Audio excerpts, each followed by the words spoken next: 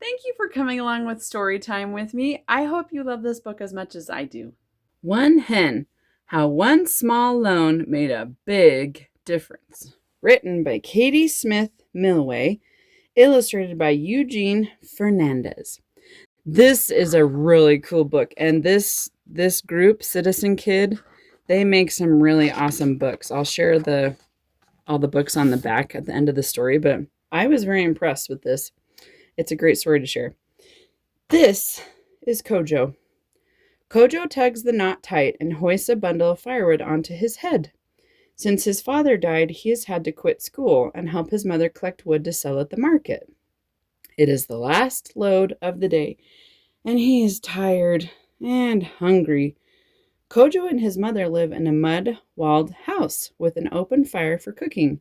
Beside it is a garden where they grow their own food. They never have much money or much to eat. As Kojo nears the house, he can smell his mother's fufu cooking, their main meal made from cassava and yams. He begins to walk faster. He's hungry after a long day of working, so he's excited to eat.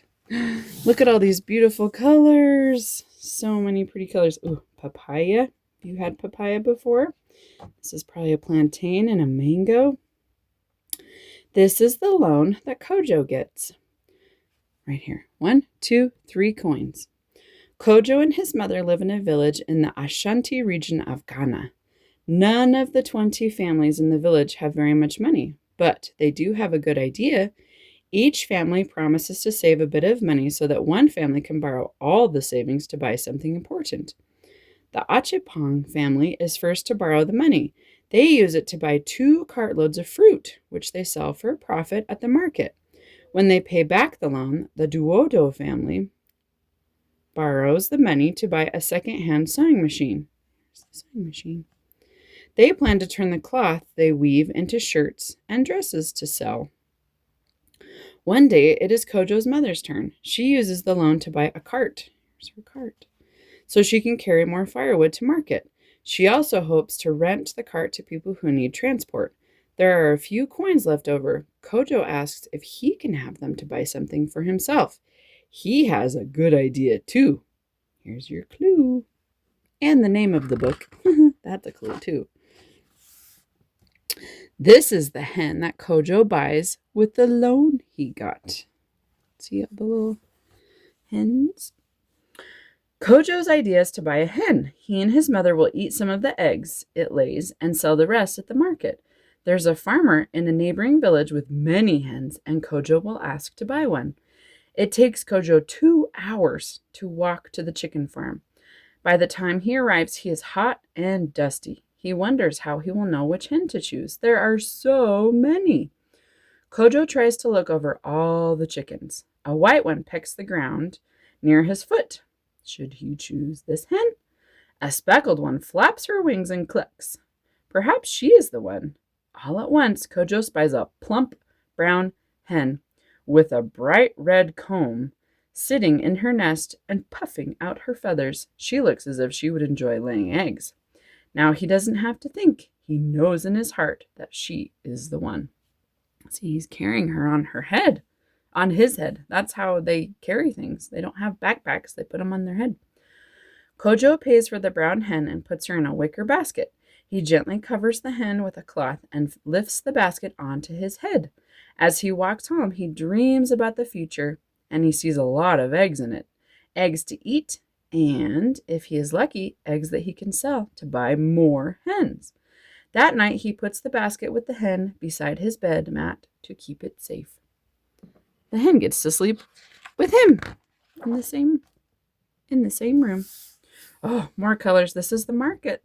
There's people selling eggs and fish and vegetables, all kinds of things. Kojo makes a nest for his hen from an old wash powder box and checks it for eggs every day. On the first day, he finds nothing. On the second, still no. But what is this? In the corner under some straw, a smooth brown egg. Kojo is lucky indeed. His hen does seem to enjoy laying eggs. She lays 5 eggs the first week. Kojo and his mother eat 1 egg apiece, and he saves the other 3 for the market on Saturday. On market day, he walks among the stalls of fruit, vegetables, meats, kente, cloths, and calabash bowls. He finds a good place to set down his small basket. Here's his basket. And call out for customers. Kojo sells 2 eggs to Ma Achimpong. This is Ma. And 1 to Ma Duodu. He clutches his egg money tightly so he won't lose it. He's about to pack up his basket and go home when he finds another treasure, loose grains and bits of fruit fallen on the ground that can feed his hen. Slowly, Kojo's egg money grows. After 2 months, he saves enough to pay his mother back. In 4 months, he has enough to buy another hen. Now Kojo can sell 5 eggs a week, and he and his mother have more to eat. After 6 months, he buys a 3rd hen, and he and his mother have an egg a day. Kojo is proud of his eggs, and his mother is proud of Kojo. Bit by bit, 1 small hen is making a big difference. These are the eggs that Kojo sells from the hen he bought. So he's turning 1 hen into more hens and 1 egg into lots of eggs. 1 year later, Kojo has built up his flock to 25 hens in 1 year. He thinks the sound of chickens clucking and skittering about their enclosure is better than the beating of festival drums. But collecting eggs from so many hens is hard work. His speckled hen tries to hide the eggs. Today, he finds one under a cassava plant. And his white hens peck at him when he checks their nests. Then there is his brown hen with the bright red comb, his first and still his favorite. She always seems to have a smooth brown egg for him. Selling eggs at the market has given Kojo some savings. Maybe he will use his egg money to build a fine wooden chicken coop. Maybe he will buy some things his mother needs, such as a new water bucket and a good knife. Or maybe he can pay for something he's been dreaming of, fees and a uniform, so that he can go back to school. Your eggs have made us stronger, Kojo, says his mother. Now go to school and learn. For both of us. He was so excited to get back to school. This is the school Kojo attends with the fees he paid from the money he made selling his eggs. Does he look so happy? Kojo's uniform feels stiff and new as he walks to school. With each step, his lips move silently, reciting the ABCs and numbers he learned before his father died. In school, Kojo works hard to catch up with other students on reading and spelling and arithmetic. Later, he learns to write essays and solve math and science problems, and he learns about his country's history and its resources, and about other countries in Africa and around the world. There are practical lessons for country life too. How to filter drinking water with a cloth to remove parasites, how to use chicken manure and compost made from garbage to fertilize soil and grow vegetables. The lessons Kojo learns help him care for his chickens. Africa has really good dirt. They can grow all kinds of things there. His dreams are growing bigger, but now he sees that he will need more education to make them come true. Kojo studies even harder and wins a scholarship to an agricultural college to learn more about farming. His mother will care for his chickens while he is away. At college, Kojo's dreams start to take shape, the shape of a farm of his own. So he had big dreams in that little boy, and now he's a big boy and he's making his big dreams come true. After Kojo finishes college, he decides to take a big risk. He will use all the money he and his mother have saved to start a real poultry farm. He buys a large plot of land and enough wood and wire to build chicken coops. Now he needs hens. 900 of them. Whew, that's a lot of hens. To start the farm, he needs another loan, and a big one. That means he needs to borrow money from a bank. This time, Kojo goes to a bank in Kumasi, a nearby town. When the banker hears that Kojo wants to buy 900 hens, he shakes his head. He does not want to lend money to a young man from a poor family. Kojo does not give up. He goes to the capital city, Accra, and visits the bank's headquarters. Kojo waits and waits to see the bank president. The bank is near closing when finally the president agrees to see him, but not for long. He is a busy man. Kojo tells the banker that he has schooling and will work very hard. The banker has heard such stories before and frowns.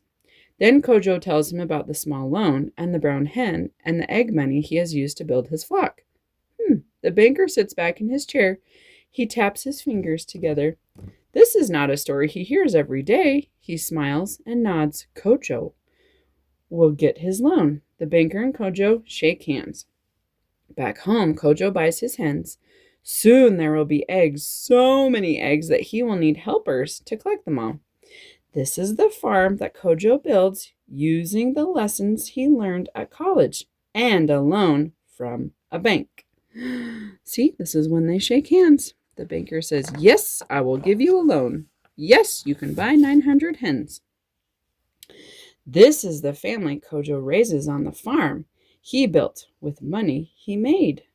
See his kids? Now they get to help him gather the eggs.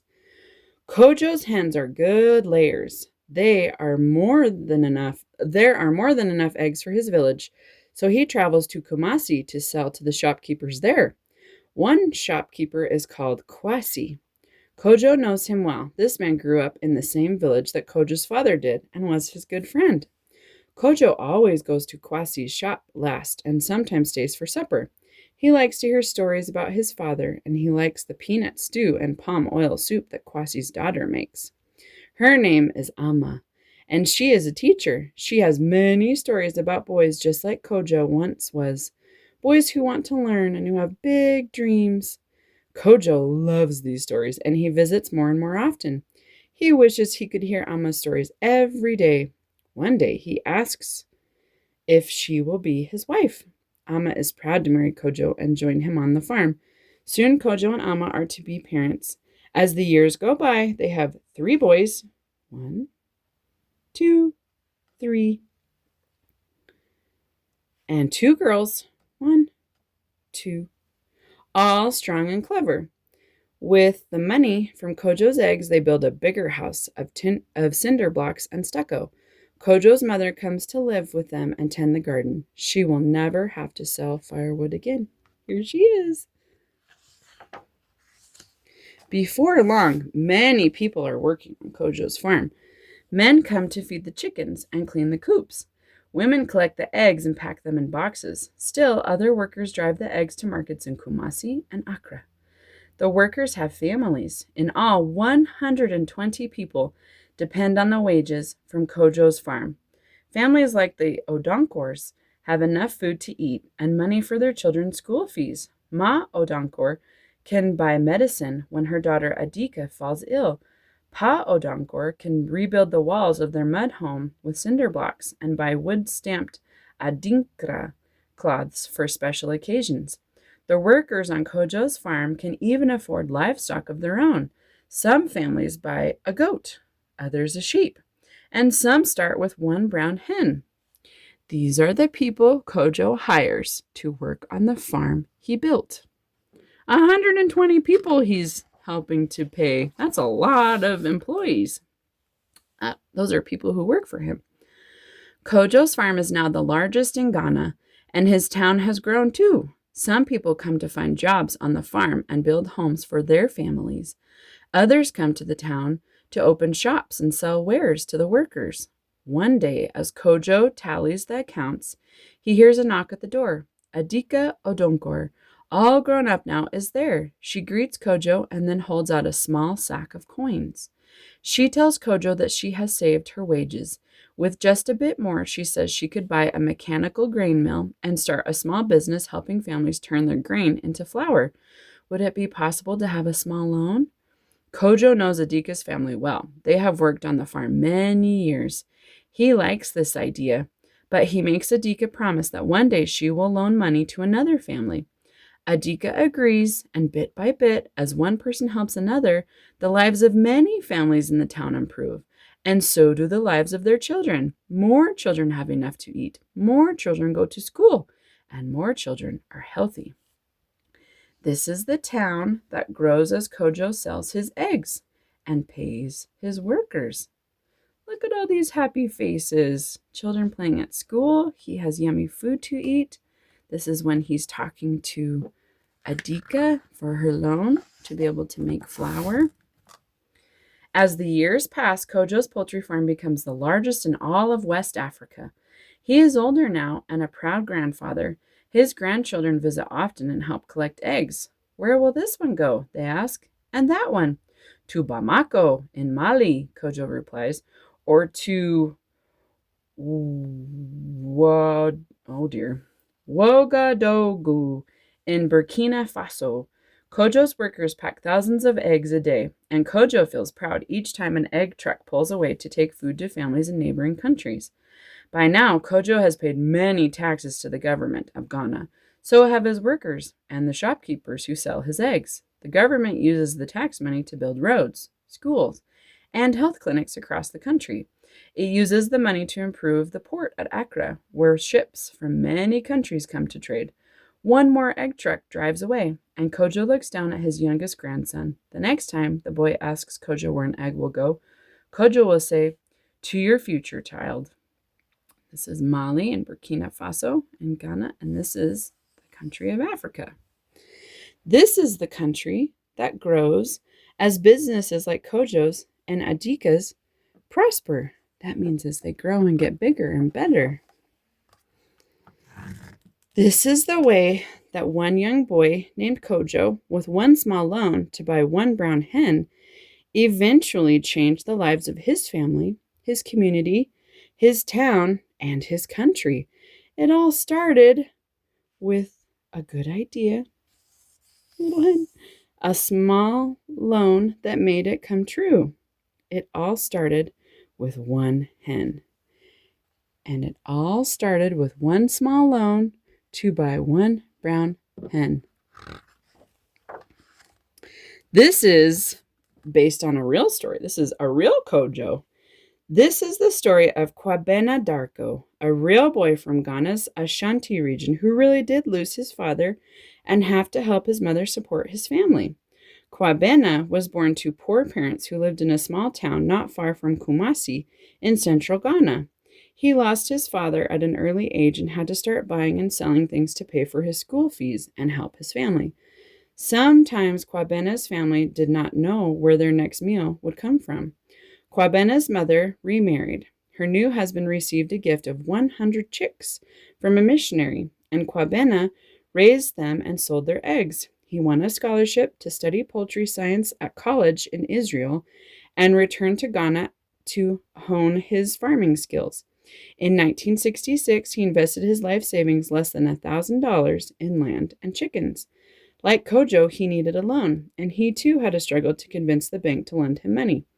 Kwabena's business began to flourish. That means it got bigger and better. As he became successful, he never forgot how important it was to make loans available to people who wanted to start their own business. And he knew that banks were nervous about such loans, so he decided to start Sinapi Aba, Mustard Seed Trust, to give out loans. The loans were small, only about $200 each, but they made a big difference. Since its founding, Sinapi Aba Trust has provided services to hundreds of thousands of Ghanaians, mostly loans for small businesses, such as selling fruit or firewood, sewing clothes, baking snacks, transporting goods, or raising small livestock, like the hen that Kojo bought.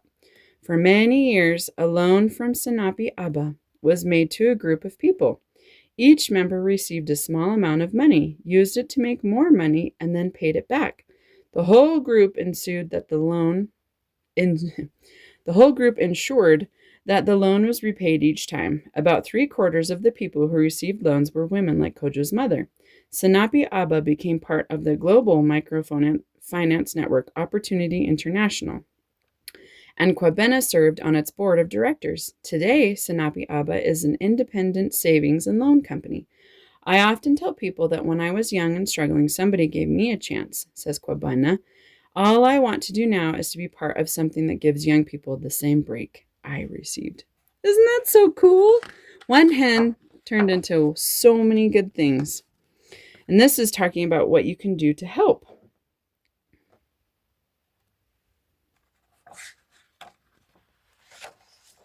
This is words that are in the book. It's like a dictionary. And then I wanted to share, these are some of the other books from Citizen Kid. I'm going to be reading probably 4 or 5 of them. Mimi's Village, Planet Ark, Tree of Life, One Well, If the World Were a Village, If America Were a Village, How to Build Your Own Country, The Good Garden, This Child, Every Child, Ryan and Jimmy, this is the one we read, One Hen, Razia's Ray of Hope, The Red Bicycle, Child Soldier, That's Not Fair, On Our Way to Oyster Bay, The Banana Leaf Ball, The Elephant Keeper, and Iqbal and the Ingenious Idea. I hope you enjoyed that story. It tells us how much good one person can do and how far it can spread. Happy reading!